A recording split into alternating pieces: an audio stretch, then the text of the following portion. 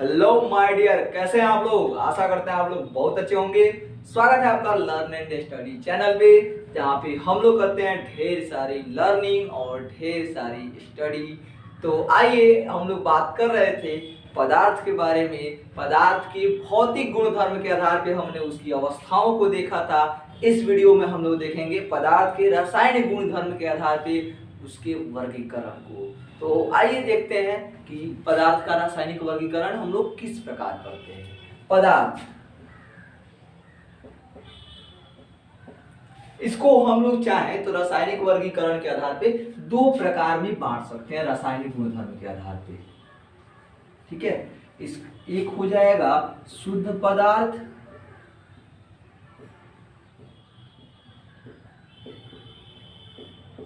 और दूसरा हो जाएगा अशुद्ध पदार्थ।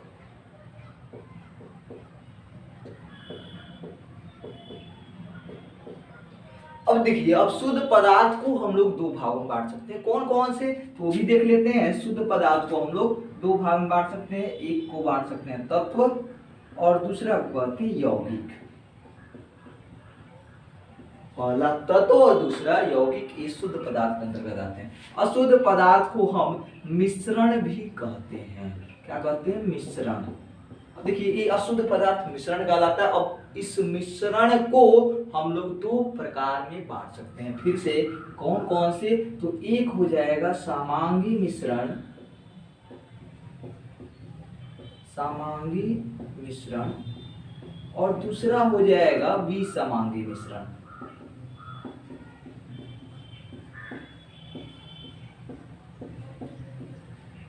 शुद्ध पदार्थ को हम अंग्रेजी में कहते हैं प्योर मैटर,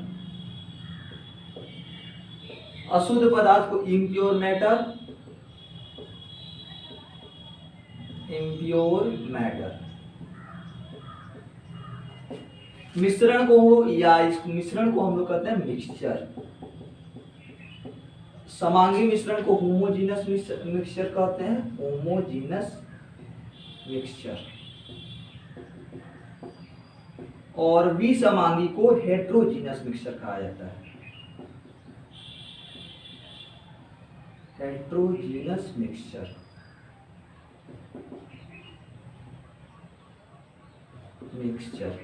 तत्वों को हम एलिमेंट कहते हैं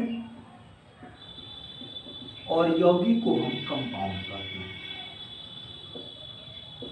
देखिए, रासायनिक गुणधर्म के आधार पे तत्वों में, विभिन्न प्रकार के पदार्थों में जो मिले होते हैं संघटन के आधार पे, इसको हम लोग पदार्थ को दो प्रकार में बांटते हैं। एक हो जाता है अशुद्ध पदार्थ, जिसको हम मिश्रण भी कहते हैं, इम्प्योर मैटर यानी कि मिक्सचर, और दूसरा होता है शुद्ध पदार्थ, जिसको हम प्योर मैटर कहते हैं। और इस शुद्ध पदार्थ को दो भागों में बांट सकते हैं। एक आ जाएगा तत्व और दूसरा हो जाएगा यौगिक। तत्व यानी कि एलिमेंट और यौगिक यानी कि कंपाउंड। और देखिए, उसी प्रकार हम अशुद्ध पदार्थ यानी मिश्रण को जो है दो भागों में बांट सकते हैं। एक हो जाएगा समांगी मिश्रण और दूसरा हो जाएगा विसमांगी मिश्रण। अब बात समझ लेते हैं कि शुद्ध पदार्थ क्या होता है और ये मिश्रण क्या होता है। तो देखिए, अगर कोई भी पदार्थ है तो अगर वह दो चीजों के निश्चित संयोग से बना हुआ है, वो चाहे एक ही तत्व के परमाणु हो या अलग अलग तत्व के परमाणु हो, उनसे मिलकर बना, एक ही प्रकार के परमाणु या अलग अलग प्रकार के परमाणु उनसे मिलकर बना है, तो उसको हम कहेंगे शुद्ध पदार्थ। एक निश्चित अनुपात में मिलकर बना होना चाहिए, तो उसको हम शुद्ध पदार्थ कहते हैं। और वहीं अगर तत्व के परमाणु जो है अलग अलग अनुपात में मिले, कभी अलग अलग अनुपात में मिलकर बने, तो उसको हम कहते हैं मिश्रण। जैसे मान लीजिए कि आप, जैसे H2O होता है, तो H2O है तो ये हाइड्रोजन जो है इसका टोटल द्रव्यमान 18 ग्राम होता है। अब इस हाइड्रोजन का द्रव्यमान जो है आपका इसमें 2 ग्राम है और ऑक्सीजन का द्रव्यमान 16 ग्राम। आपको पता है हाइड्रोजन परमाणु का द्रव्यमान 1 ग्राम होता है और 2 हाइड्रोजन है तो 2 ग्राम हो जाएगा। ऑक्सीजन का 16 ग्राम हो जाएगा। 16 ग्राम 2 ग्राम 18 ग्राम। अगर आप यहाँ पर H2O का मात्रा जब भी लेंगे ना, तो वह आप 18 के गुणज में ही लेंगे। यानी जैसे हम कहें कि हमको 36 ग्राम तो 36 ग्राम जो है ये होगा आपका 2H2O। एक जल के अणु का 18 ग्राम, 2 जल के अणु का 36 ग्राम। यहाँ पर भी अनुपात देखिएगा तो एक अनुपात 8 आ रहा है, 2/16। यहाँ पर भी निकालिएगा तो 4 ग्राम हाइड्रोजन और 32 ग्राम ऑक्सीजन। यहाँ पर भी अनुपात कितना आएगा, एक अनुपात 8 आएगा। क्यों, 4/32 करेंगे यहाँ पे क्या करेंगे, 2/16। एक अनुपात 8 ही आएगा। तो जब एक निश्चित मात्रा में, एक निश्चित अनुपात में पदार्थ मिलकर के, पदार्थ के परमाणु मिलकर के किसी पदार्थ, नए पदार्थ का निर्माण करते हैं तो उसको हम शुद्ध पदार्थ के अंतर्गत रखते हैं। ठीक है, जैसे आप हाइड्रोजन का ही ले लें, अगर तत्व में ले तो ये हो गया H2, आणविक यौगिक हो गया, नहीं तात्विक यौगिक। तो ये H2 है, 1 ग्राम होगा। 2H2 होगा, सॉरी 2 ग्राम होगा। 2H2 होगा तो दोनों का 2 4 ग्राम होगा। देखिए यहाँ पर भी हाइड्रोजन हाइड्रोजन मिलकर बना हुआ, 1 ग्राम हाइड्रोजन 1 ग्राम हाइड्रोजन का एक अनुपात 1 आएगा। यहाँ पर भी 2 ग्राम आएगा। तो सबका अनुपात क्या आता है, एक निश्चित मात्रा में आता है। तो अगर निश्चित अनुपात में मिले हुआ तो उसको शुद्ध पदार्थ कहते हैं। अगर ऐसे ही मिला दिए गए हो तो उसको हम अशुद्ध पदार्थ कहते हैं। चलिए बात समझ चुके होंगे आप लोग। अब देखिए शुद्ध पदार्थ में 2 भाग में बांटा गया है, एक होता है तत्व और दूसरा होता है यौगिक। अब तत्व क्या होता है, तत्व एक ही प्रकार के परमाणु से मिलकर बने होते हैं। माने हाइड्रोजन है तो हाइड्रोजन के परमाणु ही अगर केवल उस पदार्थ में उपस्थित हो तब उसको हम तत्व कहते हैं। अगर हाइड्रोजन के अलावा कोई परमाणु आ जाए, ऑक्सीजन का परमाणु आ जाए, सल्फर का परमाणु आ जाए तो उसको हम यौगिक कहते हैं। एक ही प्रकार के परमाणु से मिलकर बने होते हैं, एक ही प्रकार के परमाणु से बने होते हैं। ठीक है, ये क्या होते हैं, ये 2 या 2 से अधिक प्रकार के परमाणु से बने होते हैं। 2 या 2 से अधिक प्रकार के परमाणु से बने होते हैं।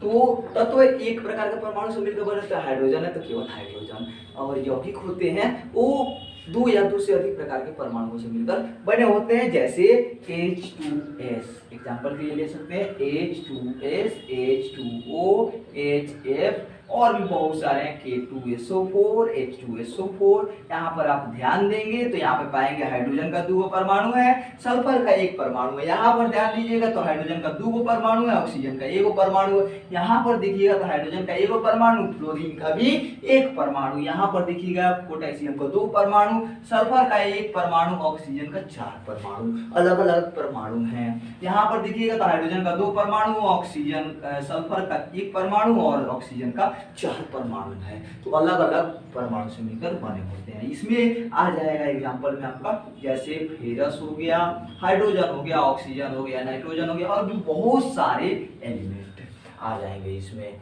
अब चलते हैं हम लोग मिश्रण की तरफ। तो मिश्रण को 2 भाग में बांटा गया है, एक समांगी मिश्रण और दूसरा विसमांगी मिश्रण। समांगी मिश्रण क्या होते हैं, समांगी मिश्रण आप समझ सकते हैं। देखिए समांगी यानी कि सम और अंगी, जिसके सभी भागों में मिश्रण क्या हो, समान हो, अनुपात समान हो, संगठन का अनुपात समान हो, उसको हम कहते हैं समांगी मिश्रण। माने जैसे आप चीनी में पानी घोलते हैं, सॉरी पानी में चीनी घोलते हैं आप, तो क्या होता है, क्या ऐसा होता है क्या कि अगर उसको हम 4-5 गिलास में रख दे तो क्या कभी ऐसा होगा कि 1 गिलास का पानी बहुत ज्यादा मीठा लग रहा है, 1 गिलास का पानी मीठा नहीं लग रहा है? अगर पूरी तरह से घुला हुआ है तो नहीं ना होता है, सारा का मिठास सेम होता है। तो इसको हम कहते हैं समांगी मिश्रण, माने सभी भागों में मिठास सेम आ जाता है। वहीं अगर नमक पानी देखा जाए तो नमक और पानी में भी ऐसा थोड़ी होता है कि एक जगह का नमकीन लग रहा है, एक जगह नमकीन नहीं लग रहा है, ऐसा तो नहीं होता है। क्यों? क्योंकि सभी में समान मात्रा में घुला हुआ है। और दूसरा हो गया आपका विसमांगी मिश्रण, यानी कि जो सभी जगह पर समान मात्रा में नहीं घुला हो, जिसके प्रत्येक भाग का संगठन का अनुपात समान नहीं हो, वो कहलाता है विसमांगी मिश्रण। जैसे आप पानी में बालू रख दें, पानी में क्या करें, बालू को रख दिया, तो पानी में बालू रख देंगे तो क्या होगा, बालू नीचे जाके बैठ जाएगा। अब देखिए नीचे वाले भाग में तो बालू बहुत ज्यादा है, ऊपर वाले भाग में बालू बहुत कम मात्रा में रहेगा। जाएगा। पानी में माटी रख दे, मिट्टी रख दे, तो भी क्या होगा, कहीं पे ज्यादा मिट्टी जाके बैठ जाएगा, सारा मिट्टी नीचे जाके बैठ जाएगा, तो यहाँ पर कहलाएगा विषमांग। आशा करते हैं आप लोग तत्वों के इस वर्गीकरण को समझ चुके होंगे। थोड़ा सा तत्व के बारे में विस्तृत रूप से जानकारी प्राप्त कर लेते हैं।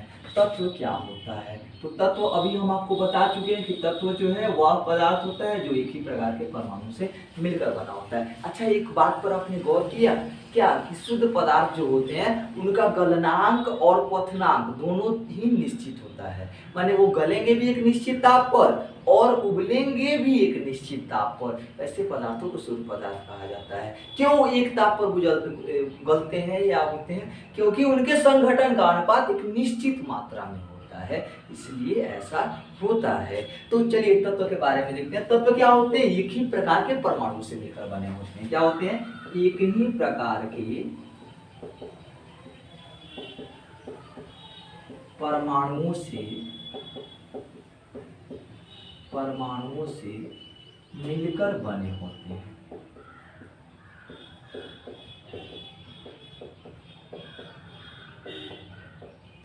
जैसे आप लोग को तो पता होगा, जैसे क्या होता है, हाइड्रोजन होता है, वैसे ही हीलियम होता है, लिथियम होता है, कार्बन होता है, बोरॉन होता है, बेरिलियम होता है, ये सभी तत्व होते हैं। नाइट्रोजन होता है, सब हम तो लिखेंगे नहीं, ऑक्सीजन होता है,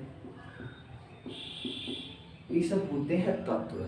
अब देखिए जैसे हाइड्रोजन हो गया ना, तो जैसे हाइड्रोजन हो गया, हाइड्रोजन का संकेत क्या होता है? H होता है, हीलियम का संकेत He होता है, लिथियम का संकेत Li होता है, नाइट्रोजन का N होता है, ऑक्सीजन का O होता है।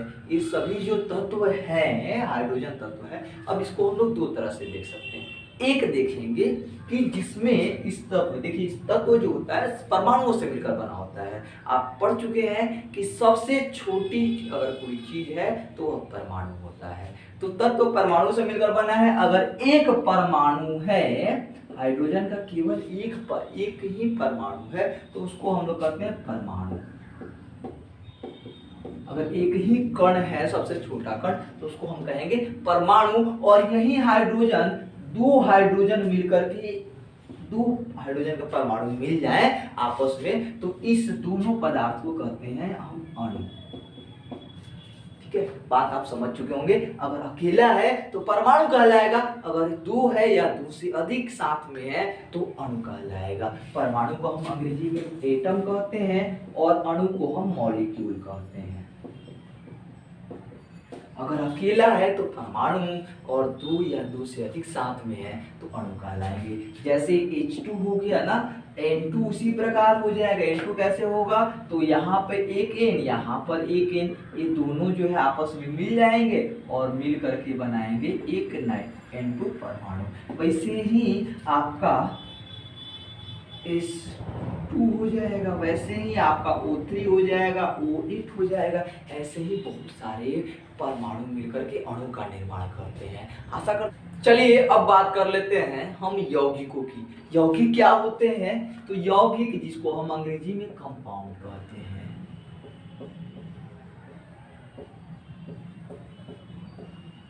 यौगिक क्या होते हैं? एक प्रकार के परमाणु से मिलकर नहीं बने होते हैं, यही दो या दो से अधिक प्रकार के परमाणु से मिलकर बने होते हैं।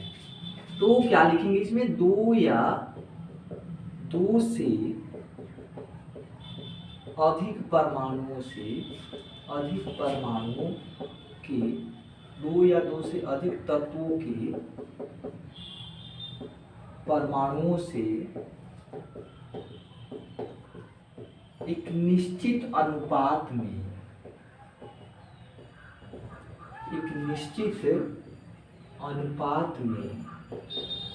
मिलकर बने होते हैं।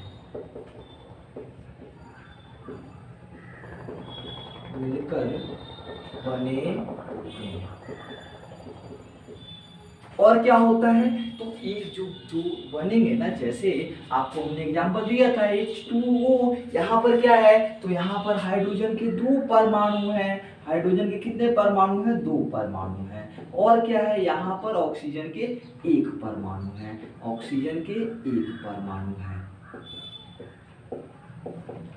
हाइड्रोजन के 2 परमाणु और ऑक्सीजन के 1 परमाणु के मिलने से बनता है H2O, जिसको हम लोग जल कहते हैं, वाटर कहते हैं। वाटर कैसे बनता है? हाइड्रोजन के 2 परमाणु और ऑक्सीजन के 1 परमाणु से मिलने से। और तो मिलने से तो बनता ही है, साथ साथ में एक निश्चित अनुपात में होना चाहिए। जैसे अब मैं आपको बताया कि हाइड्रोजन और ऑक्सीजन के बीच कितना अनुपात है, 1:8। उसी प्रकार अगर H2S बना है मिलकर के, तो हाइड्रोजन यहाँ पे 2 है। हाइड्रोजन परमाणु की संख्या कितने हैं? हाइड्रोजन एटम है 2। सल्फर एटम कितना है? सल्फर एटम कितना है? 1 है। तो यहाँ पर अगर बात की जाए तो सल्फर का परमाणु द्रव्यमान 32 और हाइड्रोजन का 1 2 2, तो ये हो गया 2:32, यानी कि 1:16। यहाँ पे जब भी H2S का निर्माण होगा तो 1:16 के अनुपात में ही होगा।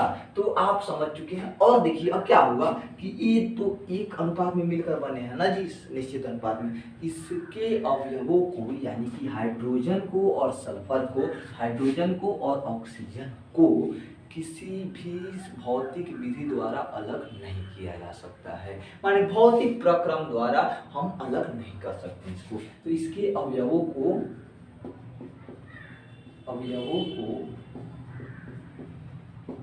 भौतिक विधि द्वारा अलग नहीं किया जा सकता। भौतिक विधि द्वारा अलग नहीं किया जा सकता।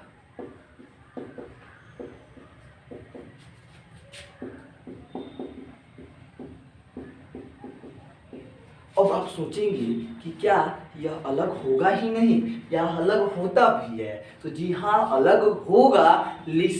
और ये किस विधि द्वारा होगा? तो ये भौतिक विधि द्वारा नहीं होगा, रासायनिक विधि द्वारा होगा।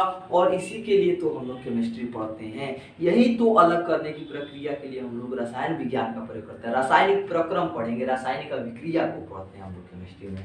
तो इसको हम भौतिक विधि द्वारा अलग नहीं कर सकते हैं। यौगिक क्या होते हैं? 2 या 2 से अधिक तत्वों के परमाणुओं से एक निश्चित अनुपात में मिलने से बनते हैं। और क्या जाना कि यौगिकों के अवयवों को हम लोग भौतिक विधि द्वारा अलग नहीं कर सकते हैं, उसके लिए हम रासायनिक विधि का प्रयोग करते हैं। और क्या जाना हमने कि यौगिकों का जो निर्माण होता है, जिन तत्वों से बना होता है ना, जैसे हाइड्रोजन और ऑक्सीजन से मिलकर बना है, तो H2O का गुण जो होता है, भौतिक गुण, वो हाइड्रोजन और ऑक्सीजन के गुण से नहीं मिलता है। जैसे आप एग्जांपल के लिए देख सकते हैं कि ये हाइड्रोजन जो है क्या है? गैस है। ऑक्सीजन भी क्या है? गैस है। और ये H2O टोटल जो है ये क्या है? एक्वस है। ये एक्वस है, माने जलीय अवस्था में है। ये जो मिलकर बने होते हैं, यह H2 और सल्फर, तो ये H2 और प्लस सल्फर की अभिक्रिया ऊष्माक्षेपी भी हो सकती है और ऊष्माशोषी भी हो सकती है। ऊष्माक्षेपी क्या होता है? जिससे ऊष्मा निकलता है बाहर। ऊष्माशोषी क्या होता है? जो ऊष्मा को अपने अंदर खींचता है, ऊष्मा को शोषण करने वाला। तो ऊष्माक्षेपी भी हो सकता है, ऊष्माशोषी भी हो सकता है। कहने का मतलब है कि H2S जब बनेगा तो इससे गर्मी निकल भी सकती है और गर्मी को अवशोषित भी कर सकता है। और क्या हो सकता है? यौगिकों के क्वथनांक और गलनांक दोनों क्या होते हैं? निश्चित होते हैं। और यौगिक में अंतर देख लेते हैं। एक तरफ लिखते हैं तत्व और दूसरी तरफ लिखते हैं यौगिक। तो क्या अंतर होगा? पहला क्या होगा? तो ये सदृश परमाणु से मिलकर बना है। किससे मिलकर बना है जी? सदृश परमाणु से मिलकर बना है, माने एक समान परमाणु से मिलकर बना है। हाइड्रोजन है तो हाइड्रोजन के परमाणु से ही मिलकर बना है। और ये क्या होते हैं? ये विभिन्न परमाणुओं से मिलकर बने होते हैं। ये क्या होते हैं? विभिन्न प्रकार के परमाणुओं से, विभिन्न प्रकार के परमाणु से मिलकर बने होते हैं। और क्या होता है? तो देखिएगा आप कि तत्व जो होते हैं इस समावयवता को प्रदर्शित करते हैं। समावयवता को प्रदर्शित करते हैं, लेकिन बहुरूपता बहुरूपता प्रदर्शित नहीं करते। अब ये समावयवता क्या होता है? समावयवता आप समझते हैं कि एक ही तत्व के दो अलग अलग परमाणु द्रव्यमानों के रूप में निकल जाना। एक ही तत्व है लेकिन उनके परमाणु द्रव्यमान अलग अलग हैं, तो हम कहते हैं कि समावयवी है। जैसे आप एग्जाम्पल में ले सकते हैं कार्बन का। कार्बन 12 एक निकलेगा जिसमें कार्बन 12 होता है, माने 12 ग्राम द्रव्यमान होता है, और एक आएगा कार्बन 14 ग्राम द्रव्यमान होता है, एक और आएगा जिसका कार्बन 16 ग्राम द्रव्यमान होता है। तो ऐसे निकलते हैं। नाइट्रोजन का देख लीजिएगा तो नाइट्रोजन के भी दो निकल जाते हैं, एक 14 ग्राम वाले, एक 15 ग्राम वाले। तो ऐसे ऐसे करके तत्व निकल जाते हैं। जैसे आप क्लोरीन का देखिएगा तो क्लोरीन का 37.5 और 35.5, ये दो समावयवी। तो एक तत्व एक ही है लेकिन परमाणु द्रव्यमान अलग अलग है, तो इसलिए ये समावयवता प्रदर्शित करते हैं, बहुरूपता प्रदर्शित नहीं करते। बहुरूपता का क्या मतलब है? तो एक ही तत्व है और लेकिन उनको देखने पर अलग अलग लगे। तत्व एक ही हो लेकिन देखने पर अलग अलग लगे, तो ऐसा बात इसमें नहीं पाया जाता है, तो ये बहुरूपता प्रदर्शित नहीं करते हैं। यौगिकों में क्या होता है? तो यौगिकों में समावयवता प्रदर्शित नहीं करते, यौगिक समावयवता को नहीं दर्शाते हैं, यौगिक बहुरूपता को दर्शाते हैं। माने एक ही यौगिक अलग अलग रूप में आपको मिल सकते हैं। ठीक है, अगर बात करें इनकी संख्या की,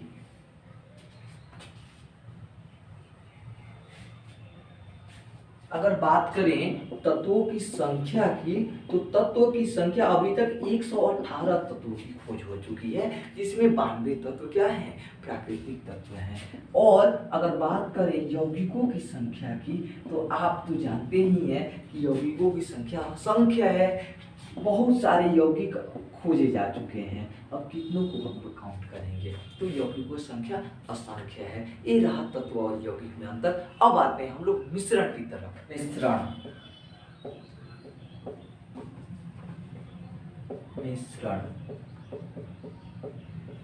इसको हम मिक्सचर कहते हैं।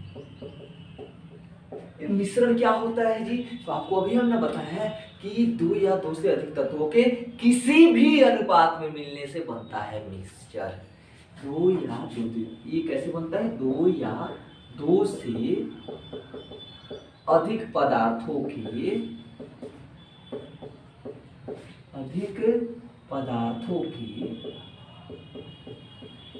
किसी भी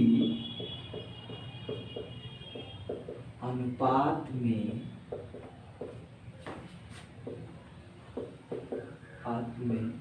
मिलने से बनता है। अब क्या हम इसको किसी भी भौतिक विधि द्वारा, किसी भी साधारण विधि द्वारा इसको अलग कर सकते हैं? तो आप कहेंगे जी हाँ, बिल्कुल कर सकते हैं। तो इसको हम भौतिक या साधारण विधि द्वारा भी अलग कर सकते हैं, भौतिक या साधारण विधियों द्वारा अलग कर सकते हैं।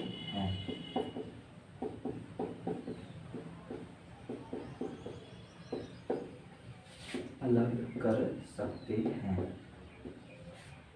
इसको किसी भौतिक या रासायनिक, भौतिक या साधारण विधि द्वारा अलग किया जा सकता है। अब आपके दिमाग में आ रहा होगा कि ये तो अलग अलग अनुपात में मिलने से बनता है, तो क्या इसका गलनांक और क्वथनांक निश्चित होता होगा?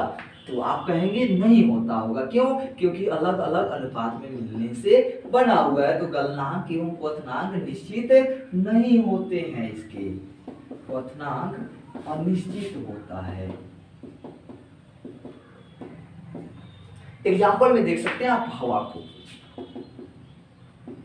हवा क्या होता है? तो हवा में आप जानते हैं कि 78% नाइट्रोजन पाया जाता है, तो नाइट्रोजन का और किसका 21% ऑक्सीजन पाया जाता है, 20.99% ऑक्सीजन का, और CO2 का, और भी बहुत सारी गैसों का मिश्रण है हवा,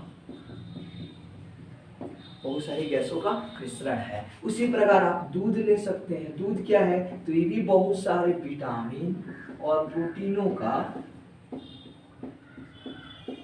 मिश्रण है। आप गन पाउडर ले सकते हैं।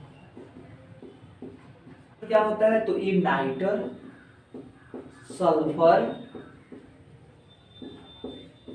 और चारकोल का मिश्रण होता है। तो ये सब है मिश्रण। इनका क्वलनांक और क्वथनांक निश्चित नहीं होता है। इनके तत्वों के जो जिससे मिलकर बने हो उसका अनुपात भी निश्चित नहीं होता है। ये जो इसको भौतिक या रासायनिक विधि द्वारा अलग कर सब मिलकर बना होता है। जिस प्रकार के पदार्थ से मिलकर बना होता है मिश्रण में उसका गुण विद्यमान होता है। जैसे आप एक चीनी और पानी का मिश्रण बनाए शरबत, तो उस शरबत जो होता है मीठा लगता है वो चीनी के गुण के कारण होता है, इसमें गुण विद्यमान होता है। जिस प्रकार पानी की अवस्था जो है जलीय है उसी प्रकार शरबत की अवस्था भी जलीय होती है। तो आशा करते हैं आप लोग मिश्रण को समझ चुके होंगे। अब हम लोग समझ लेते हैं मिश्रण के प्रकार। मिश्रण के प्रकार, तो मिश्रण के प्रकार को अगर हम देखें तो हम लोग देख चुके हैं कि मिश्रण दो प्रकार के होते हैं। एक होता है समांगी मिश्रण, जिसको हम होमोजीनस मिक्सचर कहते हैं। अब समांगी मिश्रण क्या होता है, तो जिस मिश्रण के सभी अंग एक समान हो, क्या हो, जिस मिश्रण के सभी अंग एक समान हो। होमो में भी तो समांग सम होता है, होमो में सम होता है, तो सभी अंग एक समान हो।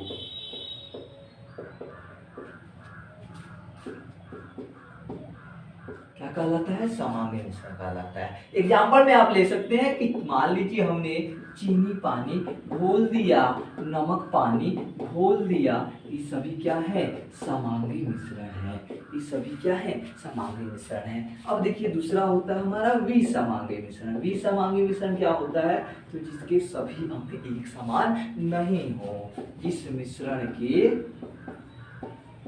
सभी अंग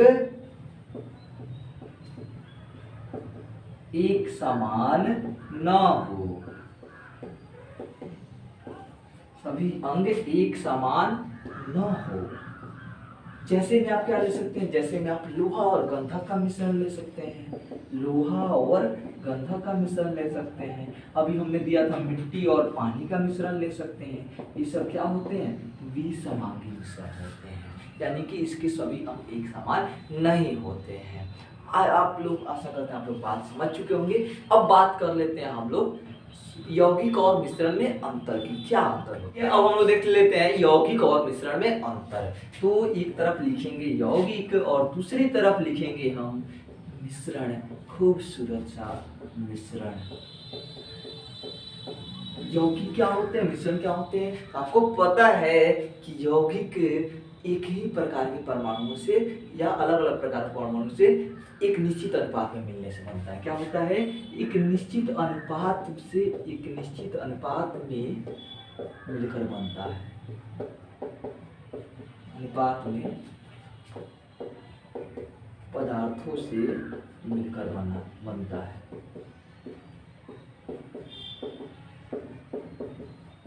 ये क्या होता है, विभिन्न अनुपात में, ये निश्चित अनुपात में नहीं, विभिन्न अनुपात में पदार्थों से मिलकर बना होता है।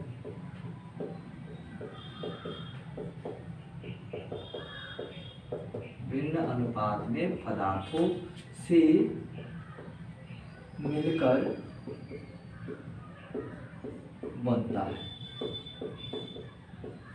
आप ये भी देख चुके हैं कि इसको जो है हम किसी भी भौतिक प्रक्रम द्वारा अलग नहीं कर सकते, इसे भौतिक विधि द्वारा अलग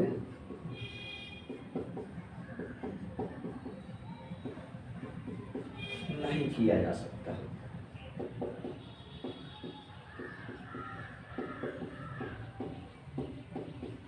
इसको भी भौतिक और मिश्रण को जो है भौतिक विधि द्वारा अलग किया जा सकता है। इसको भौतिक विधि द्वारा या साधारण विधि द्वारा अलग कर सकते हैं, अलग किया जा सकता है। और क्या देखा हमने, और देखा हमने कि यौगिक का बनना एक भौतिक परिवर्तन नहीं है। यौगिक जो है रासायनिक परिवर्तन के फलस्वरूप बनते हैं। यौगिकों का बनना एक रासायनिक प्रक्रिया है, बनना एक रासायनिक परिवर्तन है।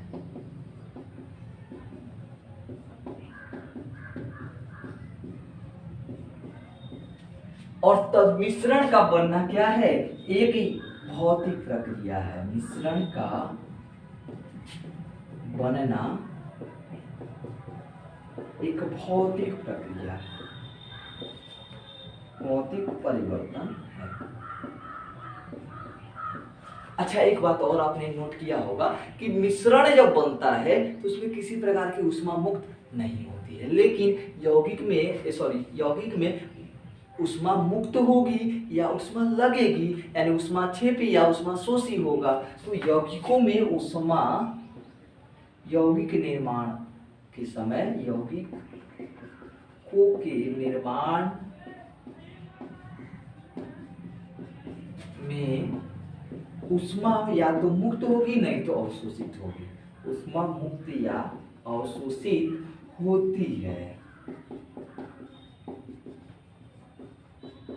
ऊष्मा मुक्त या अवशोषित होती है, लेकिन मिश्रण के निर्माण के समय न ही ऊष्मा मुक्त होती है और न ही अवशोषित होती है। मिश्रण निर्माण समय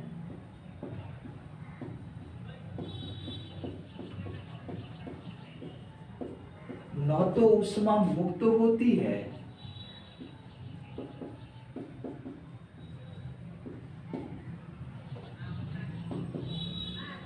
और न ही अवशोषित।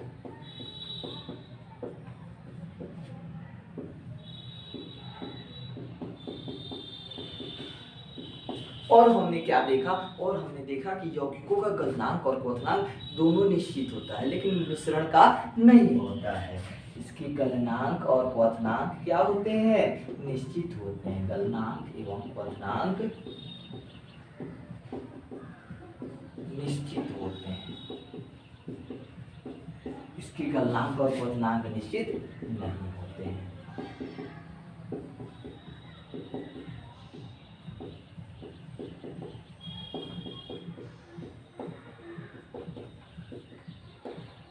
इसके गलनांक और क्वथनांक क्या होते हैं, अनिश्चित होते हैं। और हमने देखा कि यौगिक जो बनते हैं जिस प्रकार के परमाणु से मिलकर बने हैं उनके गुण यौगिक में उपस्थित नहीं होते हैं। कहने का मतलब है घटकों का गुण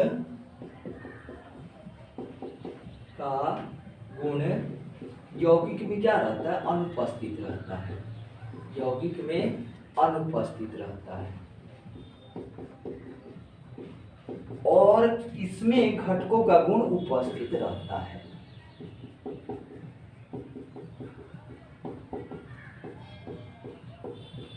मिश्रण में उपस्थित रहता है। आशा करते हैं आप लोग को यह वीडियो पसंद आया होगा। अगर पसंद आया हो तो इसे लाइक जरूर करें, अपने दोस्तों के साथ शेयर करें। इस